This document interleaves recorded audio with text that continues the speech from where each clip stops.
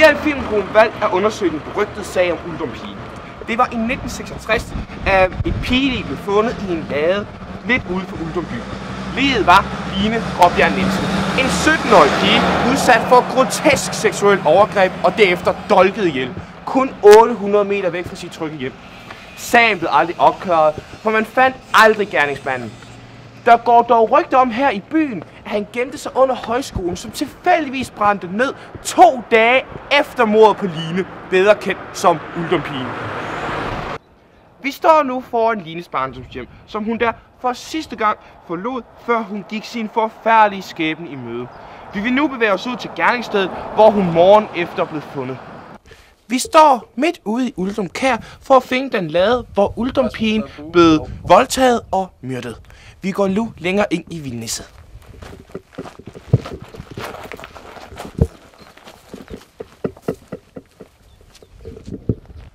Vi har nu fundet den lade, hvor Line Råbjerg Nielsen gik sin forfærdelige skæbne i møde.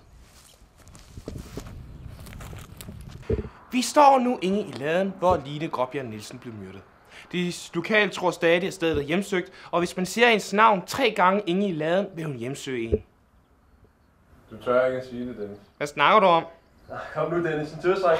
Så okay da. Line Råbjerg Nielsen, Line Råbjerg Nielsen, Line Råbjerg Nielsen. Er I så tilfreds, gutter? Ja, okay så. Ja, du dør nu, du dør. Ej, vel gør jeg. Ej, det er jo noget fjollet noget. Er vi snart færdige med optagelsen her?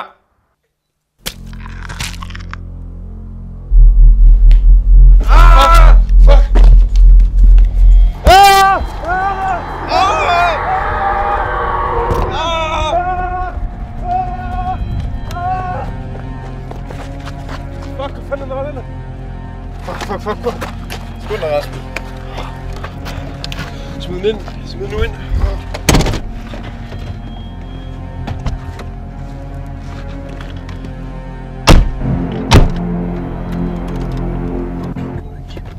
Hvordan kunne Dennis bare lige pludselig dø?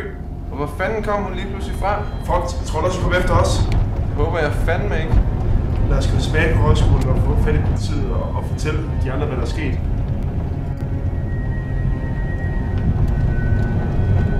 Dennis snakkede om, at morderen i sin tid gemte sig under højskolen. Måske får Uldumpigen først fred, når ligresterne af morderen bliver fundet. Ja, hvis du kommer efter, så bliver vi nødt til at gå ned og se, om vi bryder på det her.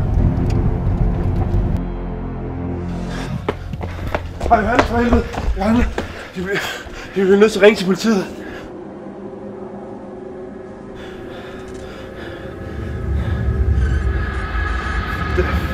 Der er ikke nogen dækning, mand. Der er ikke nogen dækning.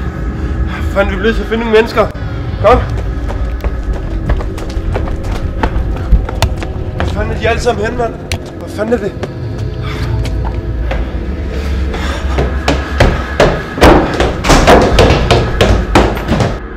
Vi bliver nødt til at finde nogle mennesker. Hvor skulle det være, der var mennesker henne? Kom, vi bliver nødt til at banke den. Stil kameraet for, at vi bliver nødt til at banke den.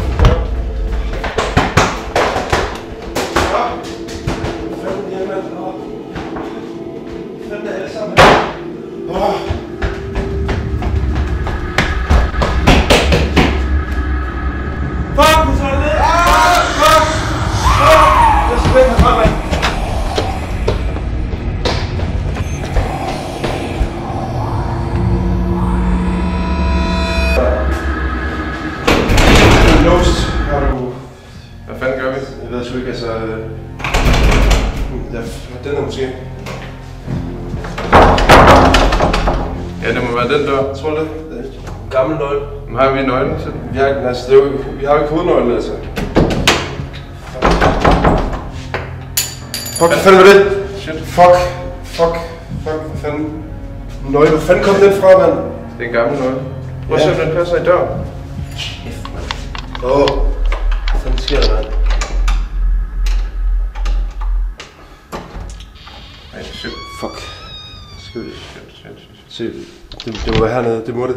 Ej, hvad fanden er det for et rum? Hvad fanden er det for noget? Hold kæft, mand. Ej, Rasmus, er du sikker på, at vi skal gå derind? Det bliver vi jo nødt til for helvede, hun er efter os. For Dennis' skyld, altså. Fuck.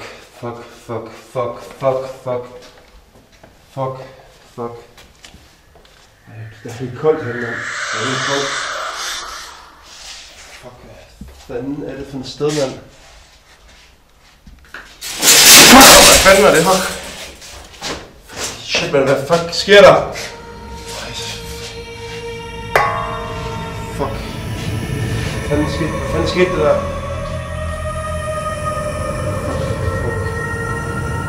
Ej, mand, hvad fanden er det for et sted?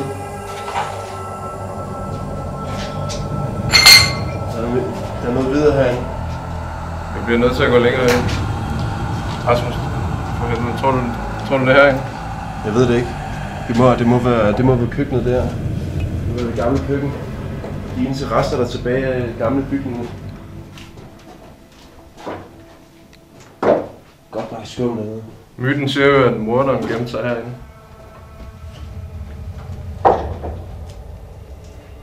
Så må det være her et eller andet sted. Rasmus, Ja. for se. Jeg slår lige en night vision til. Kan du se noget som... Nej, jeg kan ikke se noget ind i mørket. Ja. Tror du, hun er her? Det håber jeg fandme ikke, jeg håber.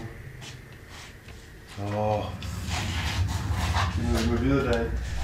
Ej, Rasmus, jeg tør simpelthen ikke gå videre. Kom nu for helvede, altså. Vi bliver nødt til det for helvede. Nej, jeg tør ikke. Vi bliver nødt til det, altså. Kom nu.